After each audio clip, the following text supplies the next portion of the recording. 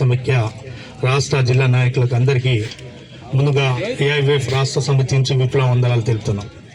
Friends, ఈరోజు అఖిల భారత యోజన సమైక్య ఈ భారతదేశ వ్యాప్తంగా స్పోర్ట్స్ని డెవలప్ చేయాలి. స్పోర్ట్స్ అంటే గ్రామీణ ప్రాంతంలో ఉన్నటువంటి క్రీడాకారులను వాళ్ళలో ఉన్నటువంటి టాలెంట్ని బయటికి లాగాలని ఒక ఉద్యమంగా ఇట్లాంటి టోర్నమెంట్ని ఒక వేదిక తీసుకొని ముందుకు సాగుతుంది.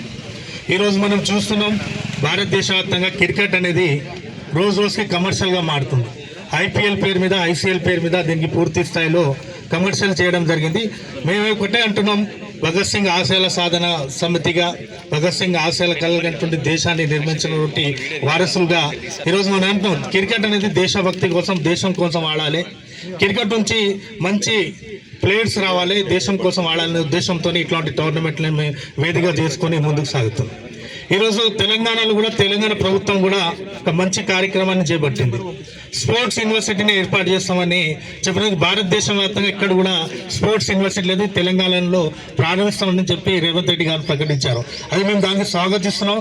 దానికి ఇంకా నిధులు కేటాయించి గ్రామీణ ప్రాంతంలో ఉన్నటువంటి క్రీడాకారులను ముందుకు తీసుకురావడానికి, వాళ్ళు ఉన్నటువంటి టాలెంట్ని లాగడానికి ఆ యూనివర్సిటీ ఉపయోగపడాలని కూడా కోరుతున్నాం. అదేవిధంగా అఖిల భారత యోజన క్రికెటే కాదు, కబడ్డీ, షటిల్, అదేవిధంగా వాలీబాల్, ఫుట్బాల్ లాంటి క్రీడల మీద తెలంగాణ రాష్ట్రంలో నిర్లక్ష్యం జరుగుతుంది.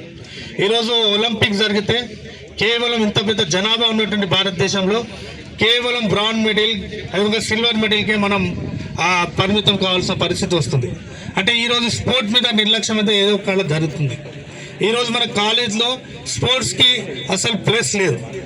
కాలేజీలో ఎట్లా తయారైందంటే కేవలం కోళ్ళ ఫారం లెక్క కోళ్ళను పెట్టి వాళ్ళని ఎట్లయితే పోషిస్తారో అట్లా విద్యార్థులను కూడా తయారు చేస్తున్నారు. అందుకే స్పోర్ట్ అకాడమీ స్పోర్ట్స్ చైర్మన్గా ఇప్పుడు ఉన్నటువంటి ప్రభుత్వంలో ఒక బాధ్యతగా తీసుకోవాల్సిన అవసరం ఉంది. అన్ని జూనియర్ కళాశాలలో, స్కూల్స్లో, కాలేజ్లో కూడా 1 month స్పోర్ట్స్ మీట్స్ అనేది పెట్టాలి.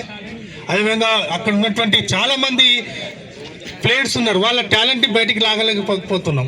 అందుకే ఆ ఉద్యమంగా తీసుకొని, ఆ కార్యక్రమం తీసుకొని ప్రభుత్వం కూడా ముందుకు రావాలి.